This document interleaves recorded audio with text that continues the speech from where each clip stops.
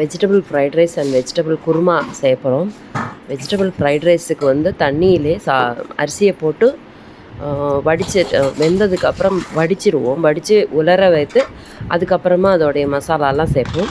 நம்ம இதில் வந்து புலாவ் மாதிரி செய்கிறதுனால நம்ம அந்த தண்ணியிலே வேக வச்சு அதோடய இன்க்ரீடியன்ஸ் எல்லாம் அதிலே சேர்த்து வேக வச்சிட போகிறோம். This the difference. நம்ம புலாவ் அப்படின்னா சாதத்தை அப்படியே ப்ரெஷர் குக் பண்ணிக்கி எடுத்துக்கிறது. அதுக்கு ஒரு கப்பு ரைஸ்க்கு வந்து 2.5 கிளாஸ் தண்ணி விட்டு நம்ம வேக வச்சுக்கணும்.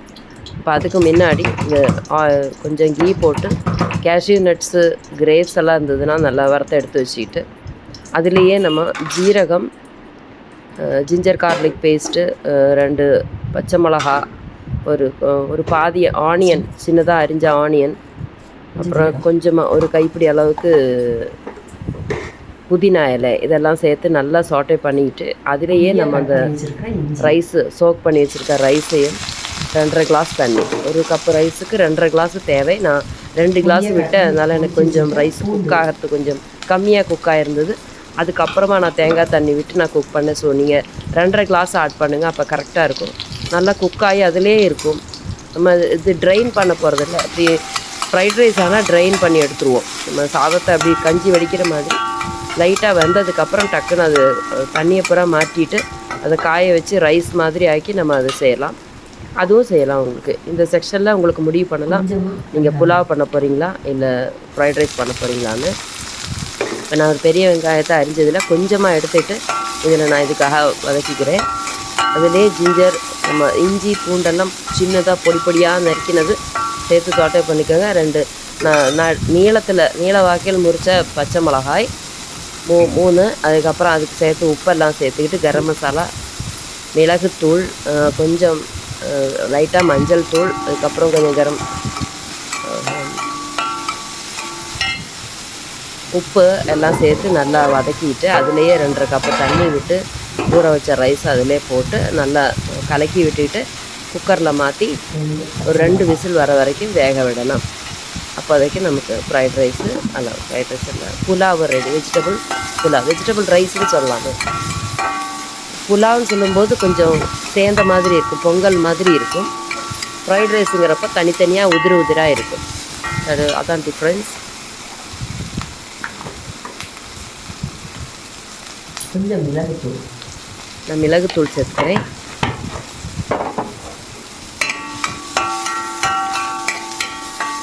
பச்சை மிளகாய் இருக்கிறதுனால நான் மிளகுத்தூள் தான் சேர்த்துக்கேன். சில பேர் சில்லி பவுடர் கூட சேர்த்துக்கலாம். பிரியாணி ஆகிடும். அப்புறம் சில்லி பவுடரும் பிரியாணி மசாலாலாம் போடும்போது அது பிரியாணியோட லுக்கு வந்துடும்.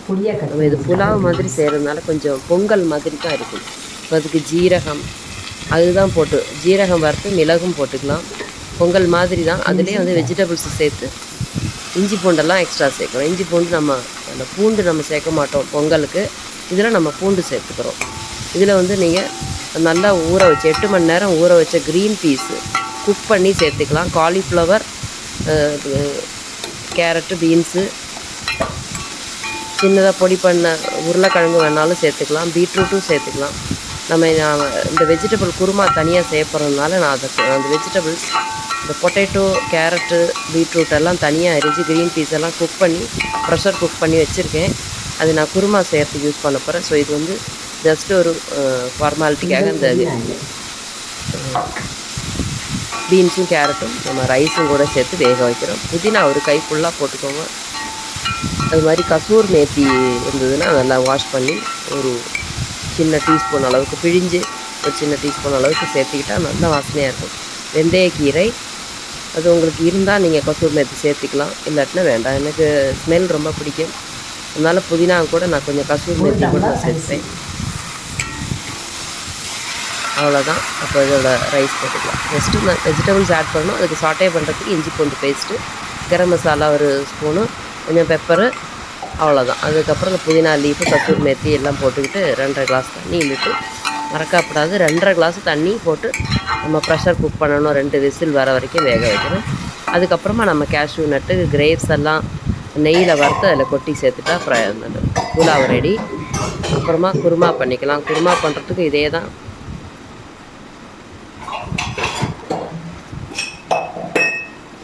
குருமாவில் வந்து நம்ம ஒரு கப்பு தேங்காய், அதில் வந்து 2 பட்டை துண்டு சேர்த்துக்கிட்டு வெங்காயம் 2 சின்ன வெங்காயம்லாம் சேர்த்து அரைச்சி வச்சுக்கணும். ஒரு கப்பு தேங்காயில் மல்லித்தூள், மிளகாய்த்தூள், கரம் மசாலா தூள் அதெல்லாம் சேர்த்துக்கிட்டு நம்ம கொஞ்சம் வெஜிடபிள்ஸ் எல்லாம் குக் பண்ணி வச்சுருக்கோம், அதையும் சேர்த்து அந்த தேங்காய் அரைச்சதையும் விட்டுட்டு குருமா செஞ்சிடலாம்.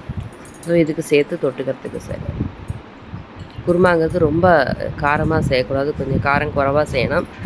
அதுக்கு தகுந்த மாதிரி பச்சை மிளகா, மிளகுத்தூள், சில்லி பவுடர் எல்லாம் பார்த்து போட்டுக்கணும். கொஞ்சம் அப்போ தான் இதுக்கு சேர்த்து சாப்பிட்றதுக்கோ இல்லை தனியாக சப்பாத்தியும் கூட சாப்பிட்றதுக்கு அது யூஸ் பண்ணிக்கலாம்.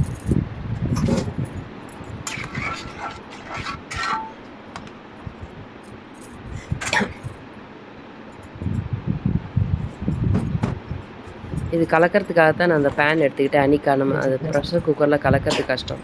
ஸோ நான் 1 ஸ்பூனு நான் கொஞ்சம் பிரியாணி மசாலா கூட சேர்த்துக்கிறேன் வாசனைக்காக. ப்ரெஷர் குக்கரில் மாற்றிட்டு இந்த ட்ரான்ஸ்ஃபர் பண்ணுற டைமில் ஒரு 1/2 கிளாஸ் தண்ணி வந்து நமக்கு வற்றி போயிடும். அதனால் ஒரு 1/2 கிளாஸ் தண்ணி, தேவையான அளவு உப்பும் சேர்த்து செக் பண்ணிக்கோங்க அதில் டேஸ்ட்டெல்லாம் என்ன குறைவாக இருக்குதுன்னு சொல்லிட்டு. இப்போ மிளகுத்தூள் போட்டாச்சு. அதுக்கப்புறம் சில பேர் இந்த லெமன் வாட்டர் கூட யூஸ் பண்ணிப்பாங்க, அது ஒரு ஃப்ளேவருக்காக. லெமன் வாட்டர் யூஸ் பண்ணிக்கலாம். 1/2 கிளாஸ் தண்ணி கூட எக்ஸ்ட்ரா விட்டுக்கோங்க. ஏன்னா நம்ம கேரட்டு பீன்ஸ் போட்டிருக்கோம், அது வேகிறதுக்காக ஒரு 1/4 கிளாஸ் தண்ணி எடுத்துக்கும். நல்லா கலந்து விட்டுக்கணும், இல்லைன்னா அடியில் பிடிச்சிடும். ப்ரெஷர் குக் பண்ணி 2 விசில் வந்ததுக்கப்புறம் ஒரு 10 நிமிஷம் கூல் டவுன் பண்ணினதுக்கப்புறம் தான் எடுக்கலாம். இடையில திறந்து எடுக்கக்கூடாது, வேகு குறைஞ்சிரும். சில பேர் அர்ஜெண்ட்டாக தேவைன்னு சொல்லிவிட்டு அதை தண்ணியை ஊற்றி அணைச்சி ப்ரெஷர் குக்கை வந்து ரிலீஃப் பண்ணிவிடுவாங்க. அப்படி ஆகும்போது திருப்பி தண்ணி விட்டு வேக வைக்க தான் இருக்கும். அதனால் நல்லா கூலானதுக்கப்புறம் தான் குக்கரை திறக்கலாம். நம்ம குருமாவுக்கும் இதே போல் தாளிச்சிக்க போகிறோம். குருமாவுக்கு கொஞ்சம் தாராளமாக எண்ணெய் விட்டுக்கலாம். நம்ம பட்டை, அந்த பிரியாணி மசாலா நான் ஒன்றுமே இல்லை என்கிட்ட. அந்த லீஃப் எல்லாம் நான் பொடி பண்ணி வச்சுட்டேன். கொண்டு வந்தோடனே நான் ட்ரை ரோஸ்ட் பண்ணி எப்போவுமே பொடி பண்ணி வச்சுப்பேன். அதனால தான் உங்களுக்கு இப்போ காணிக்க முடியாது. இருந்தாலும் கிராம்பு போட்டுக்கிறேன். நம்ம பட்டை, ஏலக்காய், கிராம்பு இதெல்லாம் முழுசாக போட்டுக்கிட்டால் வாயில் கடிக்காததுனால நான் எப்போவுமே சாதனம் வரும்போதே நான் ட்ரை ரோஸ்ட் பண்ணி பொடி பண்ணி பாட்டிலில் வச்சுப்பேன். ஸோ அந்த டேஸ்ட்டு வந்துடும். உங்களுக்கு காமிக்கலைன்னு தான் உள்ளது, ஆனால் அந்த டேஸ்ட்டும் ஃப்ளேவர் கண்டிப்பாக கிடைக்கும். இப்போ நான் அதில் கொஞ்சம் கசூர் மேத்தி போட்டுக்கிறேன். அதுக்கப்புறம் கொஞ்சம் புதினா லீஃபும் போட்டுப்பேன். இது போட்டு நல்லா வதக்கின அப்புறம் வெங்காயம், இஞ்சி, பூண்டு எல்லாம் வதக்கிட்டு, தக்காளியும் போட்டு வதக்கிட்டு, நான் ஆல்ரெடி குக் பண்ணி வச்சுருக்கேன் வெஜிடபிள்ஸு, அதை இதில் சேர்த்துப்பேன். அதுலேயும் நான் மிளகுத்தூள், மஞ்சள் தூள், உப்பெல்லாம் போட்டு தான் வேக வச்சு வச்சுருக்கேன். பூண்டு, அது இஞ்சி, பூண்டு எல்லாம் சேர்த்துக்கிட்டு நல்லா வதக்கி, வெங்காயம், தக்காளியும் வதக்கிட்டு, சுட்டு வெஜிடபிள்ஸ் இதில் சேர்த்துட்டு, 1 கப்பு தேங்காய் எடுத்து அதில் வந்து கொஞ்சம் பொட்டுக்கடலையும், பொட்டுக்கடலை கொஞ்சம் குவான்டிட்டி இன்க்ரீஸ் பண்ணணும்னா பொட்டுக்கடலை போட்டுக்கலாம். இப்போ நான் ஒரு பிக் ஆனியன் கம்ப்ளீட்டாக அரிஞ்சு வச்சுருக்கேன், அது அவ்வளோ சேர்த்துக்க போகிறேன். இதில் தக்காளி ஒரு 2-3 தக்காளி வரைக்கும் நீங்கள் சேர்த்துக்கலாம். நல்லா புளிப்பாக இருக்கணும்னா 2 தக்காளி எக்ஸ்ட்ராவே சேர்த்துக்கலாம். ஒரு பிக் ஆனியன், அப்புறம் ஒரு 2-3 தக்காளி சேர்த்து அரிஞ்சு நல்லா வதக்கி எடுத்துக்கலாம். இந்த பச்சை மிளகாய், தேங்காய் கூட அரைச்சிக்கலாம். இது மாதிரி ஸ்ப்ளிட் பண்ணியும் போட்டுக்கலாம், நம்ம இஷ்டம்.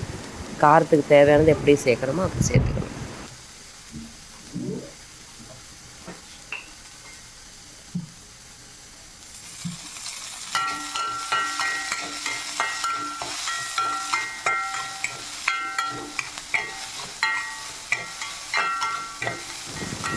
ஆக்சுவலி இது வதங்கும் போது கொஞ்சம் அடியில் பிடிக்கிற மாதிரி நம்ம மசாலா பொடியெல்லாம் அதில் வதக்கிறதுக்கு உண்டு. நீங்கள் வேணாக்கா வெங்காயம், தக்காளி போட்டுட்டு நல்லா வதக்கினதுக்கப்புறம் கூட அந்த மசாலாவை அது மேலே சேர்த்துக்கலாம். நம்ம கொஞ்சம் ஆயில் கூட எக்ஸ்ட்ரா சேர்த்துருக்கோன்னா அந்த வெங்காயம் வதங்கிறதுக்கு ஆயில் தேவை. நான் என்னோடய இதில் நான் ஆயிலை கொஞ்சம் கம்மி பண்ணதுனால எனக்கு அந்த பவுடர்லாம் சட்டியில் ஒட்டிக்கிச்சு. இதுக்கு என்ன பண்ணணும்னா, தக்காளி நல்லா வதங்கினதுக்கப்புறம் கொஞ்சம் தண்ணியை விட்டுட்டு அந்த தண்ணியில் கூட நீங்கள் மசாலா சேர்த்துக்கலாம். நான் அதை ஃப்ரை பண்ணணுன்ட்டாக்க நான் அதில் சேர்த்தேன், அப்போது சட்டியில் பிடிச்சிருது. ஸோ நீங்கள் என்ன பண்ணுங்கன்னா, வெங்காயம், தக்காளி வதங்கினதுக்கப்புறம் நம்ம கொஞ்சம் தண்ணியை விட்டுட்டு அதில் நீங்கள் பிரியாணி மசாலா, மல்லித்தூள், மிளகுத்தூள், கரம் மசாலாலாம் போடுவோம் இல்லையா, அது எல்லாத்தையும் நீங்கள் தண்ணியிலே போட்டு வேக வச்சுக்கலாம். அப்போ சட்டியில் பிடிக்காது.